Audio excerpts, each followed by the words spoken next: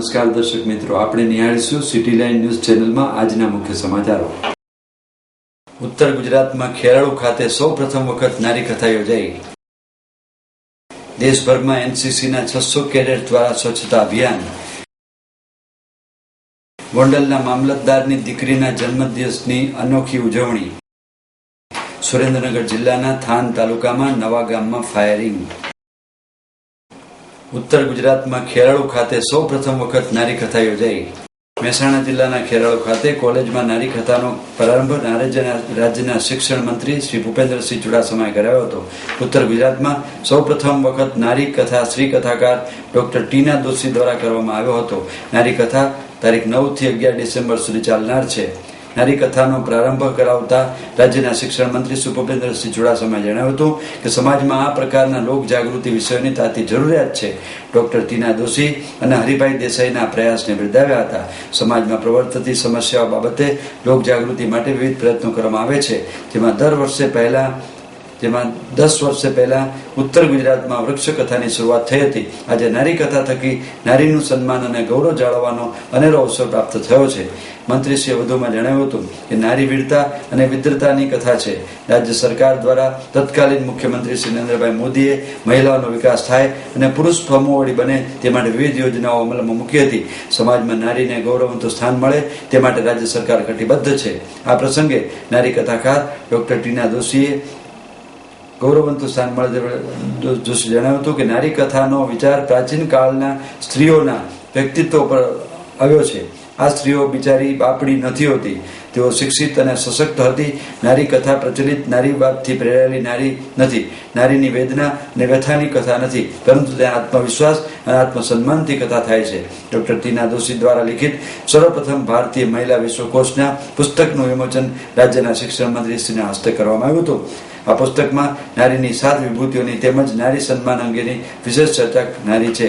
નારી કથામાં જિલ્લા પંચાયતના ઉપપ્રમુખ શ્રી લક્ષ્મીબેન ઠાકોર, આરોગ્ય સમિતિના ચેરમેન શ્રી ભગવાનભાઈ, નગરપાલિકા ખેરાળુ પ્રમુખ ચૌધરી હરિભાઈ દેસાઈ, રણછોડભાઈ ચૌધરી, કેશુભાઈ ચૌધરી, મોહનભાઈ દેસાઈ, જસ્મીનભાઈ, રાજુભાઈ સથવારા, મેઘજીભાઈ, સરદારભાઈ ચૌધરી, રામજીભાઈ દેસાઈ સહિત પદાધિકારીઓ અને મોટી સંખ્યામાં શ્રોતાઓ ઉપસ્થિત રહ્યા હતા। દેશભરમાં એનસીસીના 600 કેડેટ દ્વારા સ્વચ્છતા અભિયાન।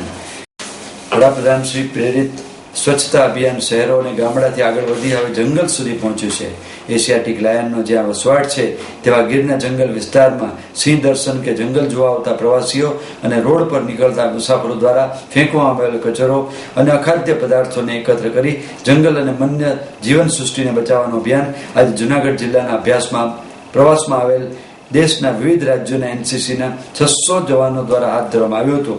ગીર પશ્ચિમ વન વિભાગ અને 8 ગુજરાત એનસીસી બટાલિયનની આગેવાનીમાં 2 દિવસથી જંગલના માર્ગે સફાઈ અભિયાન ચાલ્યું છે। દેશના વિવિધ રાજ્યોમાંથી આવેલા 600 કેડેટ્સની 2 ટીમ બનાવી વાણિયાવાવ ચેકપોસ્ટ ખાતેથી પ્લાસ્ટિક અને અખાદ્ય કચરો એકત્ર કરવાની કામગીરીનો પ્રારંભ કરવામાં આવ્યો હતો।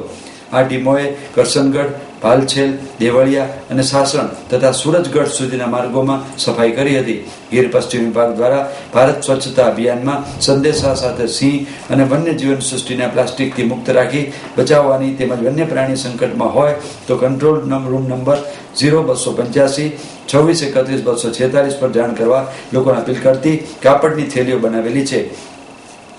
આ કેડેટ દ્વારા રસ્તા પરથી પસાર થતા પ્રવાસીઓ અને મુસાફરોને જાગૃત કરી કચરો થેલીમાં નાખી જંગલમાં પ્રદૂષણ ન થાય તેની અપીલ કરવામાં આવી હતી। રાજ્ય પરિવહન નિગમની બસમાં પણ પ્રવાસીઓને થેલીનું વિતરણ કરી જાગૃત કરવામાં આવ્યા હતા। 8 ગુજરાત એનસીસી બટાલિયનના કમાન્ડિંગ ઓફિસર સંજય મલિકે જણાવ્યું હતું કે દર વર્ષે અન્ય રાજ્યોના એનસીસી કેડેટ્સને નેશનલ ઇન્ટિગ્રેટેડ ટૂર અંતર્ગત દેશના વિવિધ રાજ્યોના રીત રિવાજો, સંસ્કૃતિ અને પ્રવાસન સ્થળોની માહિતી મળે અને વિચારોનું આદાન પ્રદાન થાય તે હેતુથી અભ્યાસ ટૂર ગોઠવવામાં આવે છે।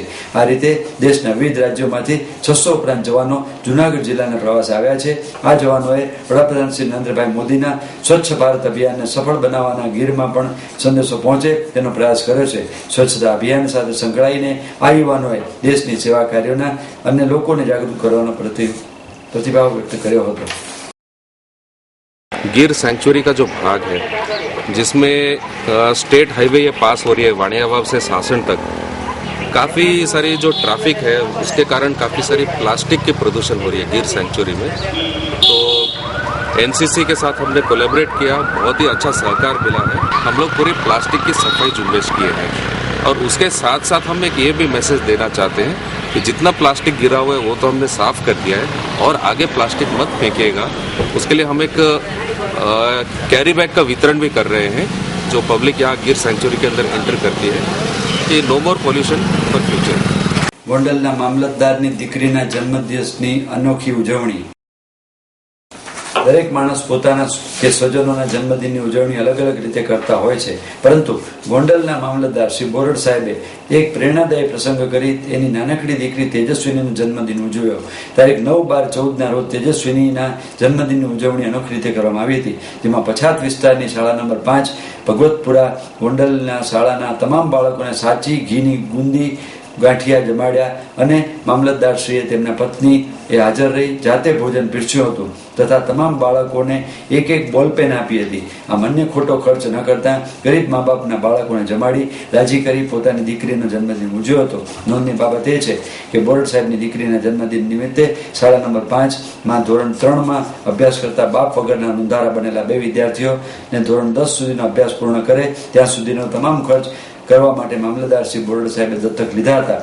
આ પ્રેરણારૂપી કાર્ય કરવા માટે શાળાના આચાર્ય શ્રી અશોકભાઈ શેખડા તથા બંને શાળાના તમામ સ્ટાફે મામલતદાર શ્રી બોરડ સાહેબના દિલથી આભાર માન્યો હતો અને આ જન્મદિને 2 વિદ્યાર્થીઓને દત્તક લઈ તેનું ભવિષ્ય ઉજ્જવળ બને એવું અનોખું કાર્ય કર્યું એ ખરેખર અભિનંદનને પાત્ર છે।